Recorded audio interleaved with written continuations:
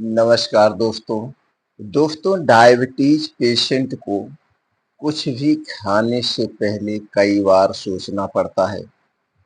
खाने से पहले देखना पड़ता है कि इसमें शुगर की मात्रा कितनी है, क्योंकि डायबिटीज पेशेंट को ब्लड शुगर लेवल कंट्रोल करना बहुत ज़रूरी होता है।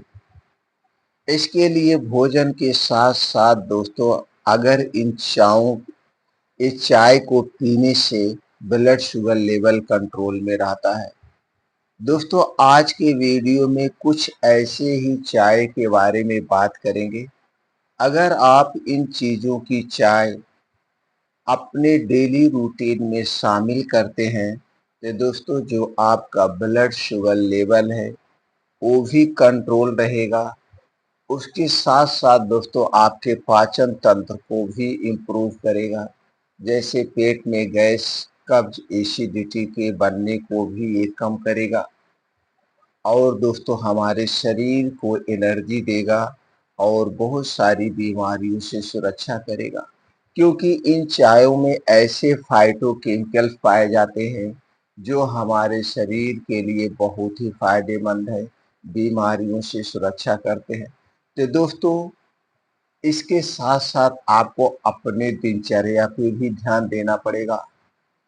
अपनी दिनचर्या कैसे रखें, कितने बजे खाना खाएँ, कितने बजे सोने जाएँ और इसके साथ-साथ शरीर के एक्टिविटी को बढ़ाने के लिए योगा, प्राणायाम, मेडिटेशन करना पड़ेगा। दोस्तों, हम एक चीज़ पे डिपेंड रह के अपनी बीमारी को नहीं ठीक कर सकते हैं। अगर हम चाहें तो सिर्फ दवा ही खाते रहें और दवा खा कर के अपनी बीमारी को ठीक कर लें, तो दोस्तों ये नामुमकिन है। चाहे वो आयुर्वेदिक दवा हो, चाहे एलोपैथिक दवा हो, चाहे होम्योपैथिक दवा हो, चाहे कोई भी पैथी की दवाएँ हों, जब तक आप दोस्तों अपने खान-पान में, दिनचर्या में बदलाव नहीं करेंगे, बीमारी ठीक नहीं होती है। और ये जो blood pressure, blood sugar, thyroid, cholesterol और पेट से संबंधित जितनी भी बीमारियां हैं, ये सारी लाइफस्टाइल बीमारियां हैं। ये हमारे गलत दिनचर्या, गलत खान-पान के कारण ही होती है। तो दोस्तों इसे आपको सुधारना पड़ेगा। तो दोस्तों इन चाय को पीने के साथ-साथ अगर आप इन चाय का सेवन कर रहे हैं, इसके साथ-साथ कुछ सावधानी बरतनी पड़ेगी, तो आपका ब्लड शुगर लेवल दोस्तों 3 महीने के अंदर अपने आप कंट्रोल में आ जाएगा और आपको कोई एलोपैथिक मेडिसिन नहीं लेनी पड़ेगी। अगर आप ये सावधानी बरतें और 2 बदलाव लाएँ। तो दोस्तों सावधानी क्या बरतना है, यानी परहेज़ क्या करना है, चलिए वो जानते हैं। दोस्तों ये चाय पीने से पहले आपको ये परहेज़ करना पड़ेगा, यानी कि मार्केट से बनी हुई कोई भी चीज़ आपको नहीं खाना है। जो कुछ भी खाना है आपके घर की बनी हुई चीज़ें ही खाना है। चाहे वो छोटी चीज़ हो, बड़ी चीज़ हो। छोटी चीज़ की बात करें तो दोस्तों चाय, बिस्किट, नमकीन, ब्रेड, टोस्ट से लेकर बड़ी चीज़ की बात करें तो junk food, fast food, cold drink, soft drink, alcohol, धूम्रपान, ये जितने भी बाहर के बनी हुई चीज़ें हैं आपको छोड़ना पड़ेगा अगले 3 महीने तक और 3 महीने के बाद रिजल्ट आपके सामने होगा। तो दोस्तों आप संकल्प ले लीजिए अगले 3 महीने तक आप अपने घर की बनी हुई चीज़ें ही खाएँगे, जो आपके घर पे आपकी माताएँ, बहनें या दोस्तों औरतें बना सकती हों, उन्हीं चीज़ों का हमें सेवन करना है। दूसरा परहेज़ आपको क्या करना है, तली भुनी हुई चीज़ों का सेवन कम करना है। तली भुनी हुई चीज़ों का सेवन कम करना है और अपने घर से 3 चीज़ें आप निकाल दीजिए। पहली चीज़ है सफ़ेद चीनी, सफ़ेद मैदा और रिफ़ाइन किया गया तेल, डबल रिफ़ाइन किया गया तेल, पामोलिन और डालडा। ये जितने भी प्रकार के रिफ़ाइन किए गए तेल हैं, इन्हें आप अपने घर पे मत लाइए। जो भी तेल आपको खाना है, चाहे वो शुद्ध सरसों का तेल हुआ, मूँगफली का तेल हुआ, जो भी तेल आप खाना चाहते हैं उसे साबुत खरीदिए। तेल वाली चक्की पे जाइए, उसे खुद निकलवाइए और उस तेल का सेवन करिए। उसमें दोस्तों गुड कोलेस्ट्रॉल पाया जाता है। और ये जो प्रोसीजर किया जाता है, रिफाइन किया जाता है दोस्तों, इसे 200 डिग्री टेम्परेचर पर हीट किया जाता है, जिससे इसके गुड कोलेस्ट्रॉल नष्ट हो जाते हैं, फिर बैड कोलेस्ट्रॉल बचते हैं।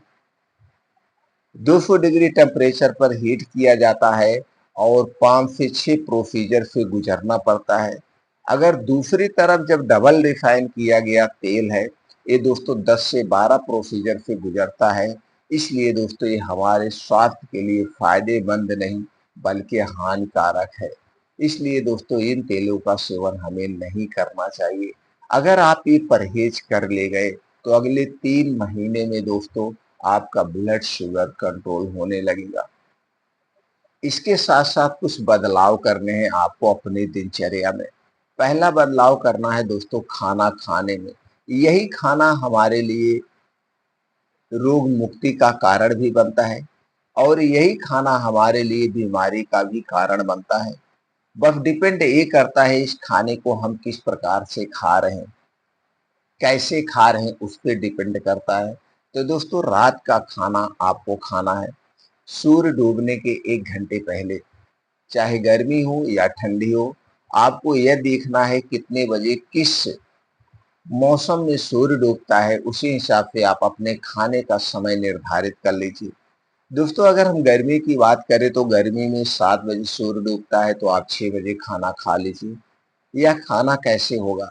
यह खाना एकदम हल्का सुपाच्य खाना होगा और दोस्तों तली भुनी चीजें नहीं होगी रात के खाने में, गरिष्ठ भोजन नहीं होगा, हल्का सुपाच्य भोजन। और रात का खाना आप आधे पेट खाएंगे, भर पेट नहीं खाना है। दिन में आप जैसे भी खाते हैं, जो भी खाते हैं आप दिन में खाइए, लेकिन रात के खाने में आपको खास ध्यान देना पड़ेगा। अब जैसे दोस्तों मान लीजिए आपने 6 बजे खाना खा लिया, अगले दिन आप कितने बजे खाना खाएंगे? अगले दिन आप खाएंगे 10 से 11 बजे के बीच में। 10 से 11 बजे तो दोस्तों यहाँ पे आप डेली 16 घंटे का उपवास कर रहे हैं।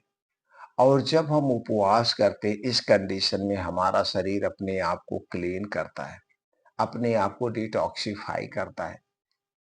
और इसका दूसरा फायदा दोस्तों जब हम 16 घंटे का उपवास करते हैं, इस कंडीशन में इस कंडीशन में हमारे शरीर का तापमान 2 से 3 डिग्री सेल्सियस कम हो जाता है, जिसके कारण हमारा शरीर अपनी बीमारी को खुद रिकवर करता है। और तीसरा सबसे ज़बरदस्त जो फ़ायदा है, वो है दोस्तों रात के समय जितनी भी बीमारियाँ होती हैं, जैसे रात में पेट का फूलना, रात में गैस कब्ज़ एसिडिटी का होना, रात में brain haemorrhage, heart attack, paralysis का अटैक आना, ये रात वाली जितनी भी बीमारियाँ होती हैं, आप इन बीमारियों से दूर रहेंगे। रात वाली कोई बीमारी नहीं होगी और जब आपका पाचन तंत्र सही होगा, गैस कब्ज़ एसिडिटी नहीं होगी, तो दोस्तों आपका शरीर स्वस्थ निरोग होना शुरू हो जाएगा। ये 3 बड़े फ़ायदे हैं। तो रात के खाने में क्या बदलाव करना है? सूर्य डूबने के 1 घंटे पहले खाना है। और दोस्तों दूसरा बदलाव क्या करना है? आप दोस्तों 4 से 5 बजे उठने का प्रयास करिए। उठने के बाद 2 से 3 गिलास गुनगुना पानी पीजिए। इससे दोस्तों गैस कब्ज़ एसिडिटी दूर करने में मदद मिलती है। फिर उसके बाद डेली दिनचर्या से निवृत्त हो जाइए। अब 5 बजे से 7 बजे 2 घंटे का समय आप अपने लिए निकालिए। इस 2 घंटे के समय में कम से कम 5 से 6 किलोमीटर का मॉर्निंग वॉक, वो भी तेज गति से। तेज गति का मतलब हुआ दोस्तों 1 मिनट में 60 से 70 कदम। 1 मिनट में 60 से 70 कदम, 2 कदमों के बीच कम से कम 1 मीटर का डिस्टेंस होगा। इतनी तेज गति से आपको चलना है और इस 5 से 6 किलोमीटर को 20 मिनट में कवर करना है। दोस्तों जब आप 20 मिनट में कवर करेंगे तो आप खूब तेज चलेंगे और इस समय आपकी हार्ट बीट बहुत तेज पंप करेगी। और जितने तेज आपका ये दिल पंप करता है दोस्तों, उतने तेज आपके शरीर में ब्लड फ्लो होगा। अगर आपके शरीर की नसों में कहीं कोई रुकावट है वो दूर हो जाएगी। हार्ट अटैक से बचाने में, ब्लड शुगर, ब्लड प्रेशर से बचाने में बहुत ही फायदेमंद है ये तेज गति से मॉर्निंग वॉक। और ये मॉर्निंग वॉक दोस्तों ऐसे स्थान पे करना जहाँ पे मिट्टी हो, हरी घास हो और नंगे पाँव मॉर्निंग वॉक करना। नंगे पाँव मॉर्निंग वॉक करने के अलग ही बेनिफिट्स हैं। अब दोस्तों जब आपका मॉर्निंग वॉक कंप्लीट हो जाए, तो वहीं बैठ के सूर्य की रोशनी के सामने आपको कुछ योगा प्राणायाम करना है। पहला योगा है दोस्तों, आपको कपालभाति रोज डेली आधे घंटे। कपालभाति के बाद तुरंत आपको दोस्तों करना है पहले अनुलोम विलोम आधा घंटे, 15 से 20 मिनट कपालभाति। इसके बाद दोस्तों रोज 50 दंड बैठक करिए, बीम चुमिए, सपाट मारिए, शीर्षासन करिए, वज्रासन करिए, जो भी आप कर सकते हैं अपनी शारीरिक क्षमता के अनुसार करिए। और लास्ट में 15 से 20 मिनट का ध्यान करना, मेडिटेशन करना। दोस्तों जब आप ध्यान करते हैं, मेडिटेशन करते हैं, इससे आप अपने आत्म बल को बढ़ाते हैं। आप चिंता से दूर होते हैं, डिप्रेशन से दूर होते हैं। अगर आप इतना काम रोज कर रहे हैं दोस्तों, आपका शरीर का पुनर्जन्म हो जाएगा। आपके शरीर रीस्टार्ट हो जाएगा, यानी बीमारियों से मुक्त होना शुरू हो जाएगा। और इसी के साथ-साथ आप इन चायों का सेवन करिए। चलिए दोस्तों जानते हो कौन-सी चाय है, कैसे बनाना है, कैसे पीना है, इसके बारे में डिटेल में जानते हैं। पहली चाय है दोस्तों मेथी की चाय। मेथी की चाय कैसे बनाएँगे चलिए इसके बारे में जानते हैं। दोस्तों मेथी की चाय बनाने के लिए आपको चाहिए 1 चम्मच मेथी, 1 कप पानी। इसे मिट्टी के बर्तन में रात को भिगो दीजिए और सुबह जब आप योगा प्राणायाम मेडिटेशन करके घर वापिस आएँगे, तो दोस्तों सबसे पहले इस मेथी और पानी को गैस पे चढ़ा दीजिए। इसे इतना पकाइए स्लो आँच पे कि ये पानी 1 कप आधा कप पानी रह जाए। जब आधा कप पानी रह जाए तो इसी को आपको पीना है और मेथी चबा-चबा के खा सकते हैं या मेथी निकाल सकते हैं। बस इतनी सावधानी बरतना है। इस मेथी पानी के जो आप काढ़ा पी रहे हैं या चाय कह सकते हैं, कुछ भी आप कह सकते हैं, इसे पीने के घंटे पहले कुछ नहीं खाना-पीना है और इसे पीने के 3 से 4 घंटे बाद तक कुछ नहीं खाना-पीना। जैसे हमने बताया रात का खाना आपने 6 बजे खाया था। अब दोस्तों अब मान लीजिए आपने साढ़े 7 8 बजे मेथी वाला पानी पी रहे हैं। अब ढाई से 3 घंटे बाद यानी 10 से 11 बजे बाद आप खाना खाइए। दोस्तों कुछ ही दिनों में अजीब-सा बदलाव होगा। मेथी ऐसी औषधि है या आपके किचन की ऐसी चीज़ है, जिसमें दोस्तों एंटीऑक्सीडेंट, फाइबर, कई प्रकार के फाइटोकेमिकल्स, विटामिन्स और प्रोटीन्स पाए जाते हैं जो हमारे शरीर के लिए बहुत ही उपयोगी है। तो पहली चाय है दोस्तों मेथी की चाय, इस तरह से यूज़ कर सकते हैं। और इसका दूसरा तरीका यूज़ करने का है जैसे रात में आपने 1 चम्मच मेथी को भिगो दिया, सुबह आप इसके पूरे पानी को पी जाइए और मेथी चबा-चबा के खा जाइए। तो 2 तरीके के से कर सकते हैं, चाय बना के या मेथी पानी का इस तरह से सेवन आप कर सकते हैं। बस इतना ध्यान देना है, स्तनपान कराते समय और गर्भावस्था की अवस्था में ये दोस्तों इसका सेवन नहीं करना है। दूसरी चाय है दोस्तों वो है दालचीनी और हरी इलायची की चाय। तो दालचीनी की चाय कैसे बनाना है? दोस्तों आपको लेना है 1 कप पानी। 1 कप पानी में आपको डाल देना है दालचीनी का पाउडर छोटी चम्मच से आधी चम्मच। मतलब जो छोटी चम्मच होती है उसमें 5 ग्राम आता है, तो आपको उसका आधी चम्मच दालचीनी का पाउडर डालना है और इसी में डालना है हरे इलायची 2 से 3 खून करके इसमें डाल के और इसे चाय की तरह आप पका दीजिए। अब जब आप योगा प्राणायाम मेडिटेशन करके आएँगे तो सुबह खाली पेट आपको पीना है। सावधानी वही बरतना है, यानी कि इस चाय को पीने के 2-3 घंटे बाद तक कुछ नहीं पीना है। इस टाइप की चाय आप दिन में 2 से 3 बार आप पी सकते हैं। दिन में 2 बार। तो दोस्तों एक सुबह खाली पेट पीजिए, एक शाम के समय जब आपका पेट खाली हो, 3 से 4 बजे आपको भूख लगती हो, उस समय भी पी सकते हैं। तो ये भी दोस्तों ब्लड शुगर को कंट्रोल करने में बहुत ही अहम भूमिका निभाती है। तीसरी प्रकार की जो चाय है दोस्तों है अदरक की चाय। तो अदरक की चाय बनाने में किन-किन चीज़ों का प्रयोग होगा चलिए जानते हैं।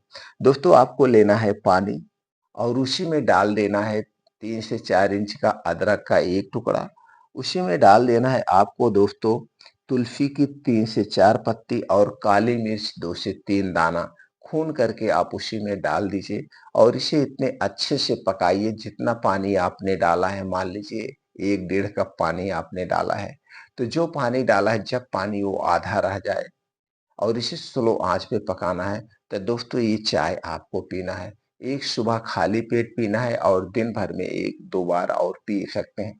आपके पीने की इच्छा हो, तो इससे क्या होगा आपका ब्लड शुगर कंट्रोल होगा, आपका पाचन तंत्र इम्प्रूव होगा, आपकी इम्यूनिटी स्ट्रॉन्ग बनेगी और दोस्तों अदरक में आप जानते हैं कई प्रकार के ऐसे फाइटोकेमिकल पाए जाते हैं। उसी तरह से दोस्तों ये जो तुलसी की पत्ती है और काली मिर्च है, ये दोनों चीज़ें भी हमारे शरीर के लिए सुरक्षा कवच का काम करती है और इसका कोई नुकसान नहीं है। बस गर्भावस्था में इसका सेवन थोड़ा-सा बचा के करना है। तो दोस्तों ये हो गया और अगली चाय है दोस्तों वो है क्या है, इसे भी आप लेंगे। तो दोस्तों ये है आपको लेना है 1 चम्मच मेथी दाना, 1 चम्मच ले सकते हैं या आधा चम्मच ले सकते हैं। अगर दिन में 1 बार पीना है तो 1 चम्मच लेना है, दिन में 2 बार पीना है तो आधी चम्मच लेना है।